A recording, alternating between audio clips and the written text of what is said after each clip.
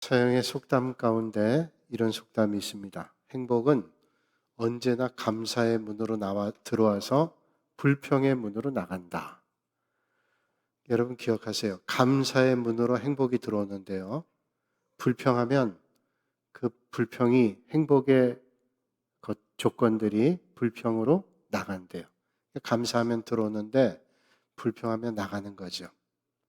오늘 추수감사주일입니다. 지난 하나님께서 한 해 동안 돌봐주신 은혜를 떠올리면서 더 많은 감사를 발견하시고 나누실 수 있는 여러분들이 되시기를 주님의 이름으로 축복합니다. 가끔 여행을 할 때면 비행기를 타죠. 비행기를 타면 이제 선반에 짐을 올려야 될 때가 많이 있는데 키 큰 서양 사람들을 만나면 부러울 때가 있어요. 선반에 키 큰 사람들은 그냥 손을 쓱 올리기만 하면 되고요. 별로 불편이 없어 보이더라고요. 물론 저도 다 올립니다. 다 올리는데 어떤 때는 그 안에 있는 게 잘 안 보여서 깜빡하면 놓쳐버릴 때가 있어요. 부러울 때가 있어요. 근데 그것도 잠깐입니다. 비행기 자리에 앉으면 키 큰 사람들은 다리가 길어가지고 어쩔 줄을 몰라 하는 걸 봤어요. 그냥 좌석에 꽉 껴가지고 불편해서 여행을 가는데 뭐 한두 시간 정도야 참고 지나지만 10시간, 열 몇 시간을 가게 되면 얼마나 힘든지요. 그걸 보면 잘 안 됐다. 그렇게 생각하면서 감사라고 하는 게 멀리 있는 건 아니구나. 우리가 어떤 시각으로 보느냐에 따라서 얼마든지 감사할 수 있다 하는 그런 생각을 가져보게 됩니다.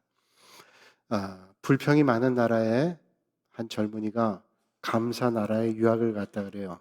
마을 사람들과 또 가까운 분들이 이 감사 나라에 가서 좀 감사를 많이 배워가지고 돌아오면 좋겠다. 그래서 우리에게도 감사할 수 있게 해달라. 그래서 불평 나라에 있는 젊은이가 가서 불평학, 감사학을 공부했습니다. 열심히 공부해서 감사학 박사학위를 받고 왔어요. 그래서 돌아왔는데 부둣가에 마을 사람들이 환영하러 나왔습니다. 부둣가에 단상을 만들어 놓고 이 젊은이 기다려 놓고 기다리다가 젊은이가 오니까 이제 단상에 세워놓고 그동안 배운 거 어떤 느낌이 있는지 한번 말해달라고 얘기해요. 젊은이가 단상에 올라서더니 이런 얘기합니다. 에이, 내가 지난 몇 년 동안 감사학을 공부했는데 감사밖에 할 게 없어요. 내가 그냥 3년 동안 또는 5년 동안 감사만 하다 왔어요. 그리고 불평하더래요. 그러니까 마을 사람들이 그걸 듣고는 아니 도대체 감사할 줄 모르니 이게 도대체 뭐냐? 그리고 또 불평하더래요. 감사를 백날 배워도 불평이 떠나지 않으면 아무것도 아니라는 거죠. 반대로 감사 나라의 한 젊은이가 마을 사람들의 지지를 받으면서 불평 나라로 유학을 보냈습니다. 불평 뭘 배울 게 있어요. 그런데 이제 같이 이 땅에 사니까 서로 교류하고 문화적 교감도 나누자. 그래서 젊은이를 보낸 거예요. 가서 불평학을 또 열심히 공부해서 박사학위를 받았습니다. 똑같이 귀국하는데 부둣가에 단상을 만들어 놓고 젊은이에게 물었습니다. 뭘 배웠습니까? 불평학 박사학위를 받은 감사나라의 젊은이가 이야기하죠. 예, 제가 불평학 공부하면서 참 감사했습니다. 우리가 얼마나 감사한 나라에 감사를 풍요하게 가지고 살고 있는지 너무너무 감사해요. 내가 감사 나라에 살았던 게 너무 감사하다고 그렇게 얘기를 했답니다. 그랬더니 마을 사람들이 듣고 감사했답니다. 야, 우리가 얼마나 감사한지 라고 했다는 거예요. 물론 이 이야기는 실제 얘기가 아닐 거예요. 만들어낸 얘기일 겁니다. 그런데 여러분은 어떠신지요? 여러분들은 어떤 삶의 자리에서 어떤 반응을 하고 계시는지요? 어떤 삶의 자리에도 감사를 찾으시고 발견하실 수 있는 복 있는 인생이 되시기를 주님의 이름으로 축복합니다. 불평 많은 농부가 있었다 그러죠. 불평 많은 농부. 늘 불평하는 거예요. 이 농부의 눈에는 아름다운 게 없고 또 그 귀에는 아름다운 소리가 들린 적이 없습니다. 비가 많이 오면 홍수 날까 염려하고 불평하고 햇빛이 내리쬐면 또 가뭄이 들까 염려하고 걱정하고 불평하고 해충이 많으면 해충 때문에 작물이 다 어떻게 될까 불평하고 원망하고 불평과 염려와 걱정과 원망이 끊이질 않습니다. 한 해는 큰 풍작이 됐습니다. 풍년이 됐을 뿐만이 아니라 또 소출값도 많이 올라서 곡물 가격이 올라서 수익도 몇 배가 됐습니다. 마을 사람들이 궁금했어요. 이제 저 불평하는 농부가 이젠 불평하지 않겠지. 그리고 찾아가서 요즘 어때? 라고 물었더니 대답하기를, 야, 요즘 뭐가 어때? 5년 전에는 이것보다 훨씬 좋았다. 야. 5년 전 거를 끌어다가 또 불평하더래. 불평이 체질화되면 감사가 떠나고 불평이 인생에 남습니다. 오늘도 이 아침에 감사절에 지난 한 해를 돌아보면서 하나님의 은혜가 얼마나 큰지 헤아리며 감사하실 수 있길 바랍니다. 베스트셀러였던 정상에서 만납시다라는 책을 쓴 지그 지글러가 75살에 그의 책에서 지난 삶을 돌아보면서 딱 한마디로 그의 인생은 이랬다라고 고백을 했습니다. 그 인생의 한마디는 모든 것을 돌아보니 감사뿐이었습니다. 감사 외에는 다른 할 말이 없습니다. 돌아보니까 감사한 것뿐이었대요. 지난 날 돌아보니 감사한 것뿐이었대요. 사실 우리가 돌아보면 원망스러운 일도 힘겨운 일도 있었겠죠. 그런데 우리가 우리 인생의 날을 정산할 때 마지막 돌아보면 감사한 일이 참 많습니다. 언젠가도 제가 여러분께 말씀드렸는데 그 장로님에 대한 얘기는 너무너무 제게 마음에 깊이 깨닫게 해줬어요. 제가 알고 있는 장로님인데 그 장로님 아드님이 하신 얘기예요. 그 장로님께서 이제 내가 하나님 부름 받을 게 얼마 남지 않았다 생각해서 이제 목욕을 깨끗이 하고 소파에 앉아서 지난 날들에 하나님 앞에 내가 잘못된 것들 그리고 또 용서받아야 될 것들 하나님 앞에 회개해야 될 것 가지고 기도하셨대요. 소파에 앉아서 깨끗하게 목욕하시고 그렇게 기도하셨대요. 그 기도를 하는데 지난날의 회개나 또는 또 잘못된 것들에 대한 떠오름보다 지난날을 떠올려 보니까 감사한 것들이 너무너무 많더래요. 그래서 소파에 앉아서 몇 시간 동안을 감사했다. 돌아보니까 감사하지 않은 게 하나도 없더래요. 그런 말씀을 그 아드님 통해 들었어요. 그리고 그분은 하나님의 부름 받으셨어요. 그 말씀을 제가 듣고 생각했어요. 우리의 삶이 끝날 때 우리 입술에는 어떤 감사가 넘칠까? 그렇게 감사할 수 있다면 너무너무 복된 일이죠. 지그지글러가 정상에서 만납시다. 75살 자기를 돌아보면서 감사했던 것 크게 두 가지라고 그래요. 첫 번째는 먼저 하나님 은혜에 감사합니다. 자기 인생을 자기 혼자 살았다고 생각하고 자기 실력으로 살았다고 생각했는데 돌아보니까 하나님의 말씀이 자기를 인도했고 때때로 하나님의 천사가 성령님이 자기를 인도하신 거예요. 그래서 그걸 생각하면 너무 감사한 거예요. 내가 혼자 아니라 내 실력이 아니라 하나님의 은혜로 산 게 너무 감사하다. 그리고 또 하나 감사를 떠올리게 됐는데 자기 주변에 있던 많은 사람들에 대한 이웃에 대한 감사가 끊이지 않았답니다. 사실 자기가 그렇게 된 것은 이렇게 감사한 삶을 살게 한 것은 주변에 또 좋은 사람들의 덕분이에요. 우리 옆에 있는 분들, 앞에 있는 분들, 함께 믿음 생활한 분들, 그런 좋은 분들이죠. 여러분 어떤 사람이 훌륭하게 되고 좋게 됐다 그러면 그분이 능력도 있겠지만 사실은 주변에 좋은 분들이 많이 있었기 때문에 그분들의 도움 때문에 잘 된 거죠. 지그지글러가 그 인생의 말년에 그걸 생각한 거예요. 아, 주변에 나에겐 참 좋은 분들이 많았기 때문에 오늘 여러분 믿음 가운데 있는 사람 가운데도 좋은 부모님 만나서 좋은 믿음을 받은 분도 계시고 좋은 친구 또는 어떤 사람들의 모습을 통해서 좋은 믿음의 길을 가게 된 거죠. 생각해 보면 저도 목회하게 된 게 어느 날 기도원에서 부름받고 제가 마음에 소원하며 그런 된 동기가 있는데 그러기 전에 여러 좋은 목사님들을 뵌 것 같아요. 그래서 좋은 목사님들을 뵈면서 아 정말로 귀한 삶이구나. 저 삶이 복되구나.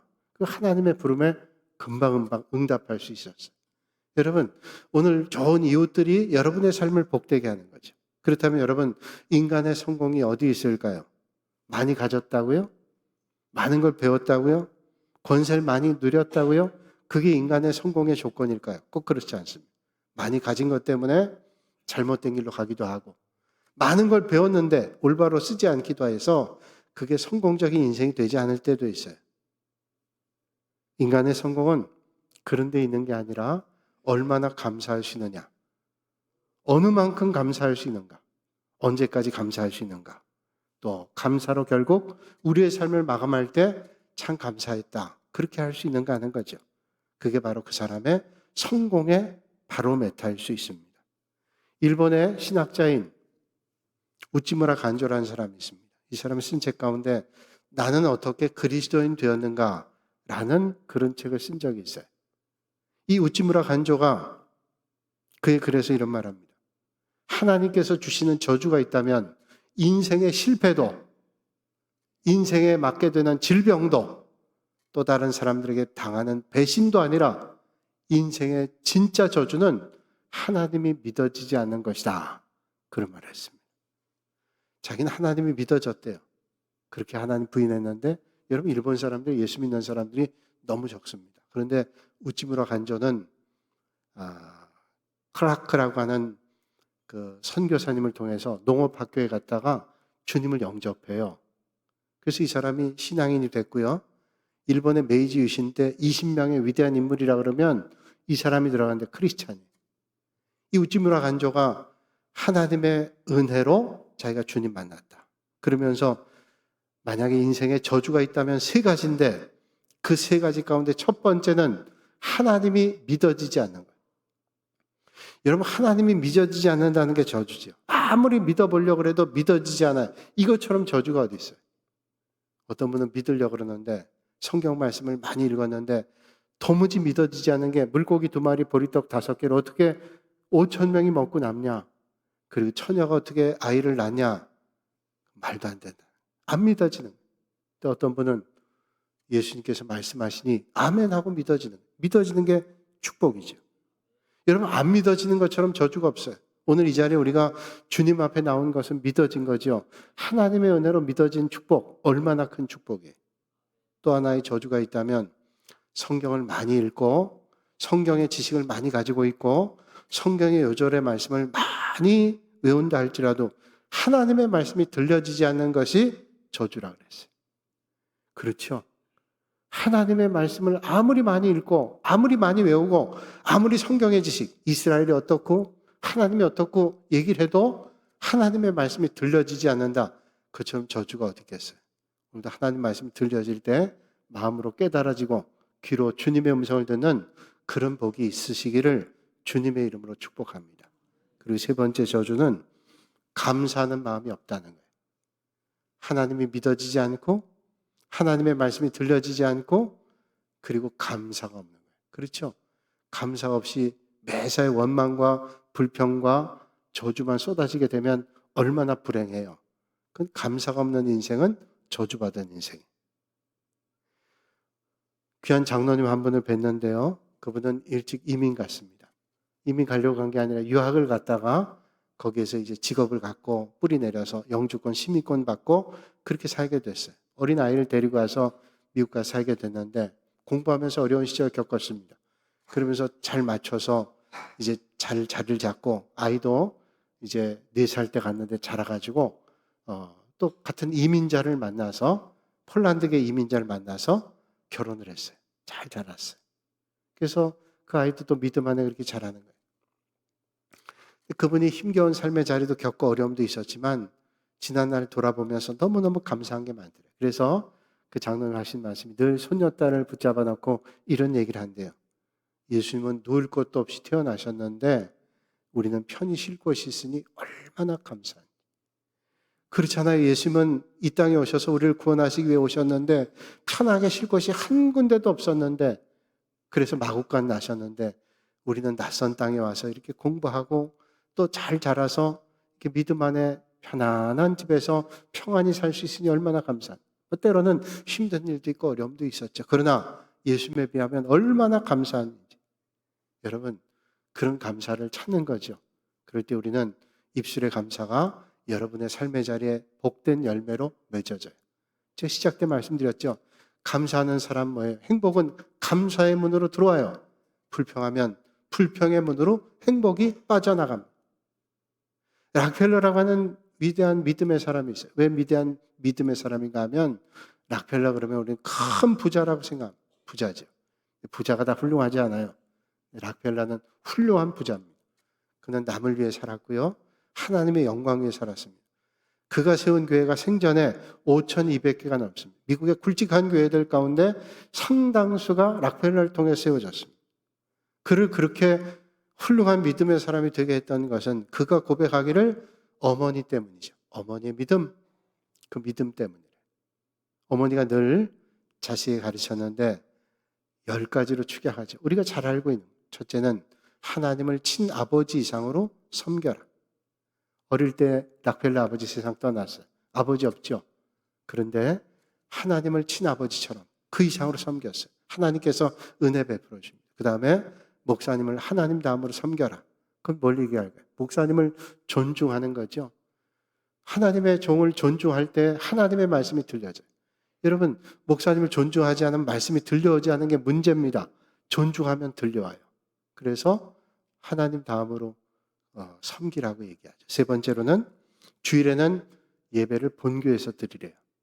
여러분, 하나님은 어디나 계시잖아요. 그런데 왜 꼭 본교에서 드리라 그럴까요? 그래야 믿음 생활 제대로 하죠. 섬기는 사람은 섬기는 교회를 빠지기가 힘들어요. 가끔 그런 얘기 듣습니다. 우리 아이들이 본교회를 잘 섬겨서 부모님 만나러 왔다도 돌아가. 그래서 참 너무 좋대요.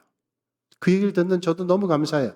그치, 주님 몸된 교회 섬기니까 찬양대를 하고 교사를 하고 이런저런 섬김 때문에 내가 토요일까지는 있지만 어머니 아버지 같이 있고 싶지만 내가 섬기는 교회 가요. 얼마나 귀한 일이에요.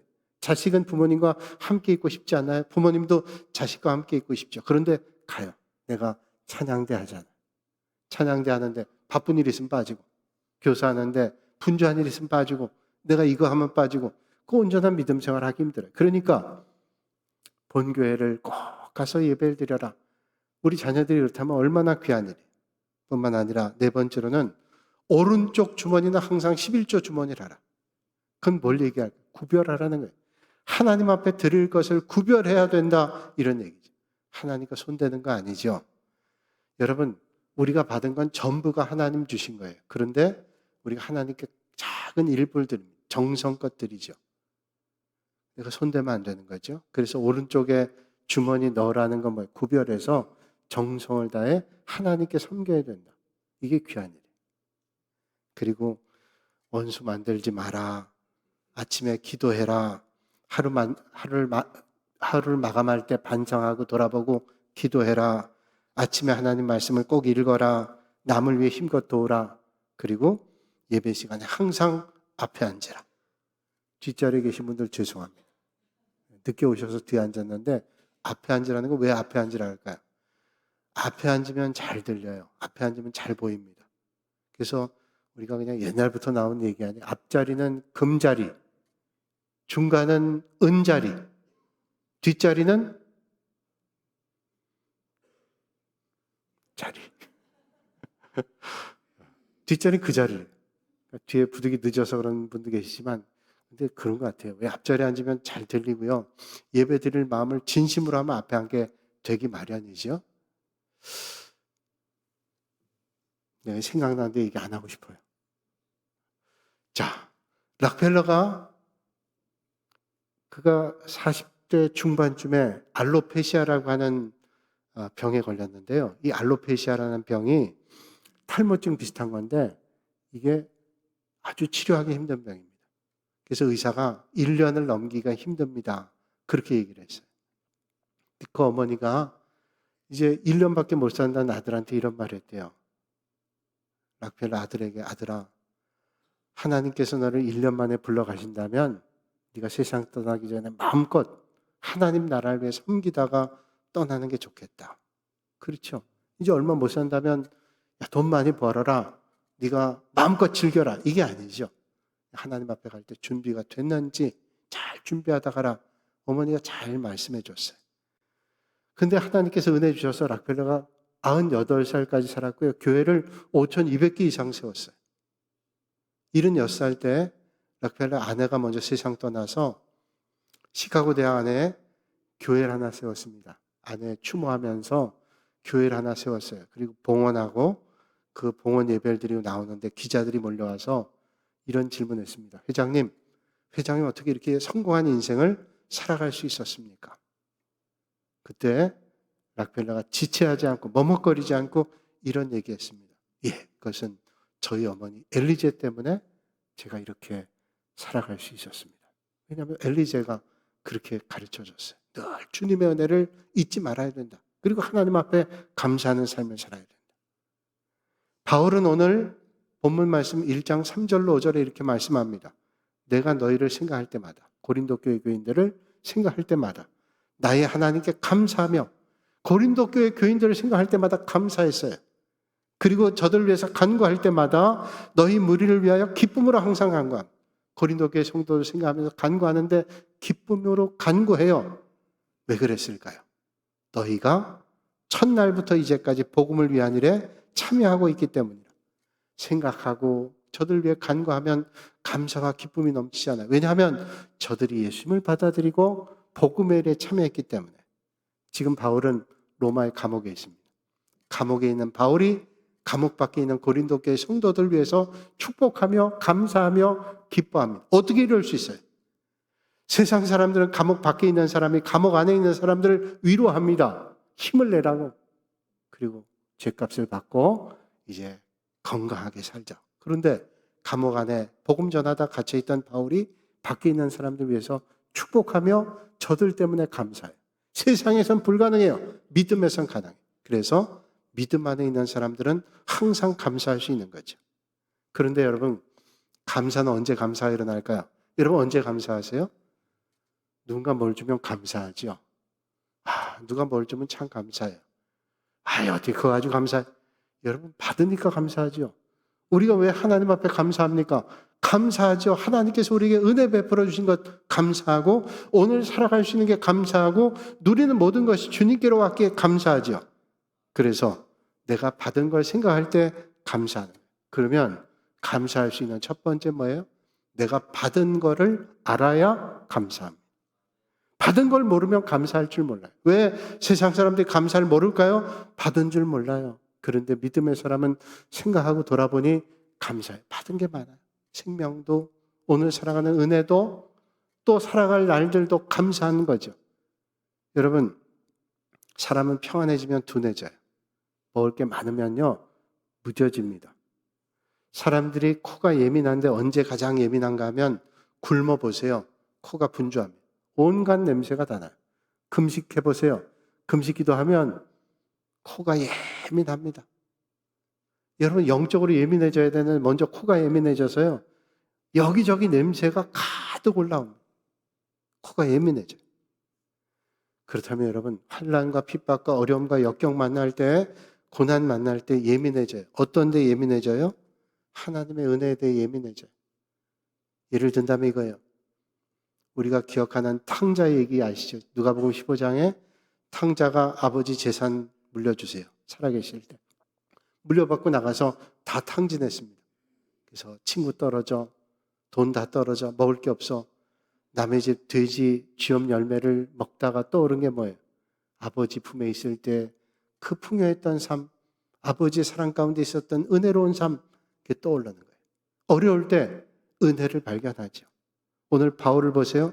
빌립보 1장 12절에 말씀합니다. 형제들아, 내가 당한 일이 도리어 복음 전파에 진전되는 줄 너희가 알기 원하노라. 바울이 당한 건 뭐예요? 바울이 복음 전하다가 붙잡혀서 로마로 압송될 때 풍랑을 만나기도 하고, 바울이 로마의 감옥에서 2년 동안 갇혀 있었는데 재판도 못 받았어요. 그리고 그냥 2년 동안 갇혀 있었습니다. 그런데 그게 오히려 내가 당했던 고난이 복음 전파의 진보가 됐대요. 그래서 감사하시는, 내가 오늘 겪었던 고난이요, 오늘 내가 겪은 고난이 앞으로 믿음의 성도들에게 믿음의 앞길에 큰 복이 된 것 때문에 감사했다는 거예요. 바울은 내가 고난당하고 역경을 만났지만 그 일 때문에 복음이 전파된 게 너무너무 감사하다. 이게 믿음의 사람의 감사죠. 그래서 오늘 바울은 오늘 말씀에 이런 감사를 주는 거예요. 첫 번째 바울의 감사는 고린도 교회 교인들이 예수 믿게 된 것에 감사했어요. 그래서 4절의 말씀대로 예수 안에서 너에게 주신 하나님의 은혜로 말미암아 내가 너희를 위하여 항상 하나님께 감사합니다. 누구 때문에 감사해요? 고린도 교회 교인들이 예수 믿게 된 것 때문에 항상 감사해요. 그들이 믿게 된 게 감사해요. 어떤 장로님 뵙고 식사를 하면서 귀한 말씀 들었어요. 장로님께서 권사님과 말씀하시는데 자녀들이 하나님 믿게 된 게 너무 감사해요. 또 주님 몸된 교회를 섬기는 게 너무너무 감사해요. 자, 교회 머리는 예수 그리스도고 교회는 주님의 몸이잖아요. 주님의 몸된 교회를 섬긴다는 게 너무 감사해요. 예수님 잘 믿고 주님 몸된 교회를 잘 섬긴다는. 그래서 아이들 보려면 주일날은 도저히 못 봐요. 평일날 시간 내서. 그러니까 쉽지 않죠. 직장 다니고 일하는 사람이 평일날 볼 수 있어요. 주일날도 볼 수 없고. 그런데 감사하대. 왜? 예수님 잘 믿고 주님 몸된 교회 섬기니 너무너무 감사하다. 그리고 그게 제일 큰 자랑이라 그랬어요. 그렇죠. 세상에 그 이상 복이 어디 있겠어요.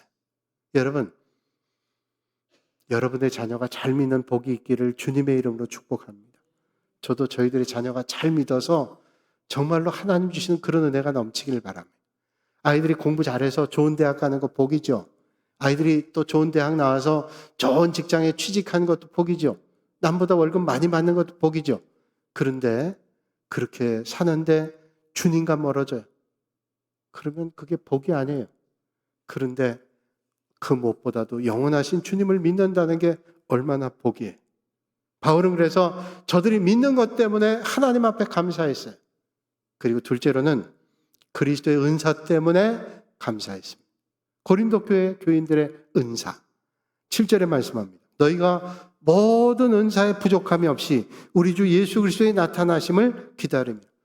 모든 은사에 부족함이 없대요. 은사는 헬라어로 카리스마타라는 말이에요. 카리스마타. 하나님이 주신 선물이에요. 이건 내가 노력해서 만들어지는 게 아닙니다. 아무리 키를 써도 만들어지는 게 아니에요. 하나님이 주신 선물이에요. 카리스마타. 그래서 우리가 흔히 누굴 보고 야, 저 사람 카리스마 있는데 카리스마는 내가 공부 많이 한다고 생기는 것도 아니고요. 내가 목소리 좋다고 내가 뭐 어떻다고 생기는 게 아니라 하나님이 주시는 거예요. 그러니까 선물이에요. 카리스마는 하나님이 주신 선물로 오는 거죠.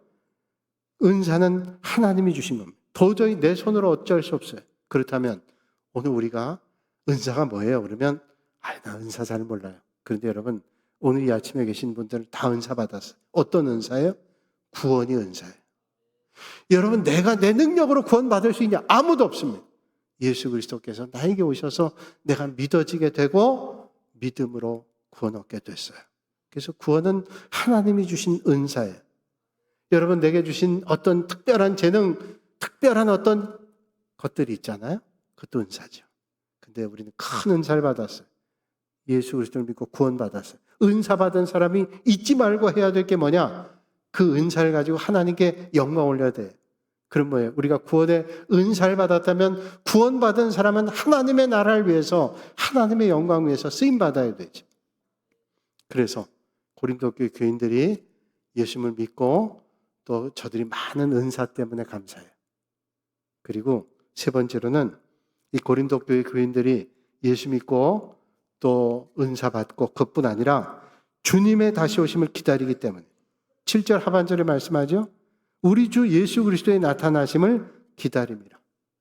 주님 나타나심을 기다렸기 때문에 감사하대요. 그럼 왜 주님 나타나심을 기다리는 것 때문에 감사했을까요? 여러분 주님이 이제 곧 옵니다. 그럼 믿음의 사람들은 어떻게 할까요? 주님이 오시는 걸 기억하고 믿음의 길 잘 경주해요. 왜 우리가 믿음 생활 등한히 하고 코로나 지난 다음에 뭐 꼭 교회 가야 되나? 영상으로 예배드리고 뭐 꼭 교회 섬겨야 되나? 주님의 일 해야 되나? 먹고 살기 바쁜데 왜 그러고 믿음 생활 등한히 할까요? 주님이 오시는 것을 까맣게 잊어버리거나 잊어버리려고 애쓰는 거죠. 여러분 주님이 곧 오신다는 사실을 알면 어떻게 우리가 주님 몸된 교회와 하나님 나라를 위해서 믿음의 길을 등한히 하겠어요? 죄를 지어도요 우리의 부족함 때문에 회개하겠죠. 뭐든지 맡겨주신 일에 최선 다하겠죠. 내가 주님 몸된 교회 섬기고 하려고 그래도 내가 이거 바쁘고 저거 바빠서 주님이 오신다는 걸 지금 좀 잊어버리고 있는 거예요. 주님이 언제 오실지 모르잖아요. 그렇다면 오늘 고린도 교회 교인들을 보면서 감사한 것은 저들이 주님의 나타나심을 기다리고 있어요. 그런 소망을 가지고 믿음의 길을 가요. 그래서 감사한 거예요. 여러분 감사는 은사를 생각하고 주님이 이 땅에 오심을 기억하면서 감사하는 거예요. 그런데 여러분 어떤 좋은 여건에도 미래 없으면 감사가 없어요. 미래 불안함이 있으면 감사가 있나요? 감사 없어요. 오늘 내가 힘들어도 미래에 대한 소망이 있으면 감사 있는. 자, 주님께서 이제 곧 오신다. 그런 소망이 있으면 감사하고 오늘 어떻다 할지라도 믿음의 길 경주하죠. 뿐만 아니라 주님은 오늘 8절에 이렇게 말씀합니다. 주께서 너희를 우리 주 예수 그리스도의 날에 책망할 것이 없는 자로 끝까지 견고하게 하시.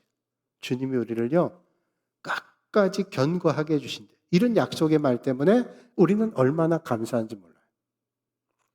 이스라엘 백성들이 애굽을 떠나서 가나안 땅 갑니다. 하나님께서 이스라엘 백성들을 이끌고 가시죠.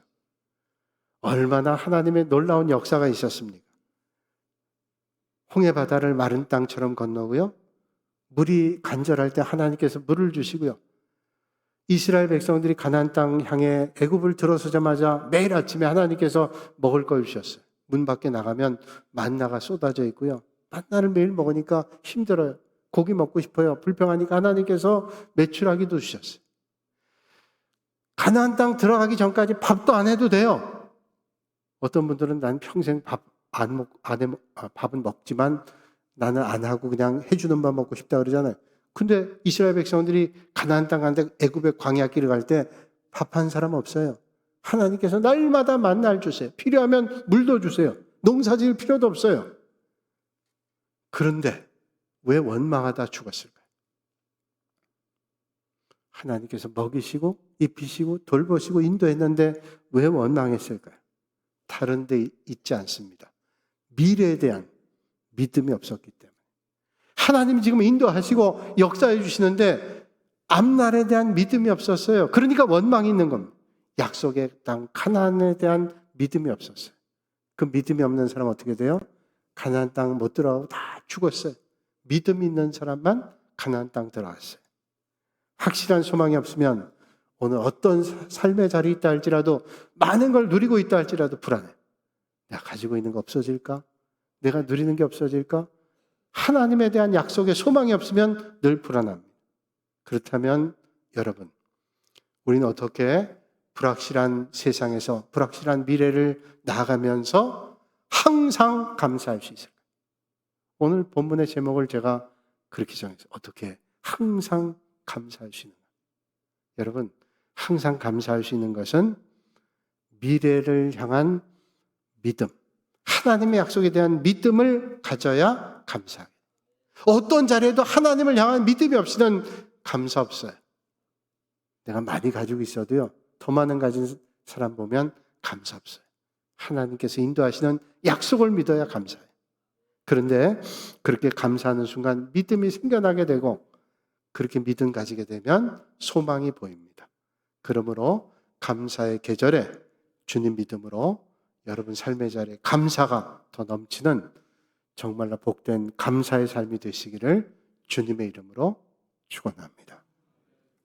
거룩하신 아버지 하나님, 오늘도 이 아침에 지난 한 해를 돌아보며 하나님 앞에 감사하게 하시니 감사를 드립니다. 우리는 불확실한 세상에 살아갑니다. 전쟁이 일어나고 지진이 일어나고 삶의 자리에 여러 가지 어려움들이 있는 그런 삶을 살아갑니다. 그러나 어떤 삶의 자리에 있다 할지라도 영원하신, 흔들림 없는, 분명하신 하나님을 바라볼 때 우리의 삶의 자리에 항상 감사가 넘치게 될 줄로 믿사오니 어떤 자리에 있다 할지라도 항상 우리의 눈과 귀를 주님께 맞추어 감사하는 삶이 되는 복 있는 인생이 되게 하여 주시옵소서. 예수님의 이름으로 기도하옵나이다. 아멘.